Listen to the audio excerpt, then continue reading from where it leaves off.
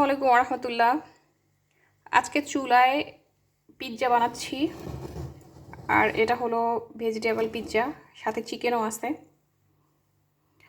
অবশ্য আমার কিন্তু বাসায় ওভেন আছে, কিন্তু তারপরও আমি চুলাই আসলে আমার মনে হয় ভালো লাগে বানাতে এরকম পিৎজা।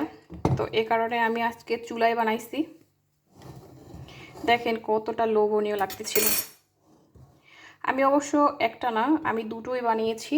আর এই হলো আরেকটা। ওয়াও, এটা হলো গিয়ে পটেটো দিয়ে। দেখেন কতটা লোভনীয় লাগতেছে। মাশাল্লাহ মাশাল্লাহ, একদম পারফেক্টভাবে হচ্ছে। কতটা লোভনীয় দেখেন।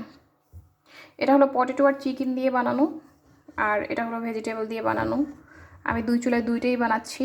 আসলে কড়াইতে দিয়ে দিচ্ছি আমি একদম ডাইরেক্ট, কোনো প্রকার ওভেন ব্যবহার করতেছি না। কতটা লোভনীয় লাগতেছিল। আসলে মাঝে মাঝে আমি এভাবেই করি, দেখা গেল বাসায় নিজেরা খাওয়ার জন্য। কিনে তো সবসময় খাই, আর ইতালিয়ান পিৎজা সম্পর্কে তো সবাই জানেন যে ইতালিয়ান পিৎজা কতটা ইয়ামি হয়, কিন্তু তারপরও বাসার খাবার আর দেখা গেল কেনার খাবারের মধ্যে তো অবশ্যই ডিফারেন্ট তো আছেই।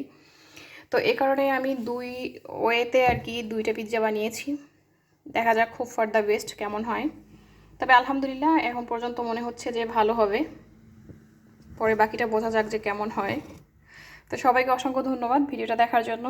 আজকে এ পর্যন্তই। ভালো থাকবেন সবাই। আল্লাহ হাফেজ।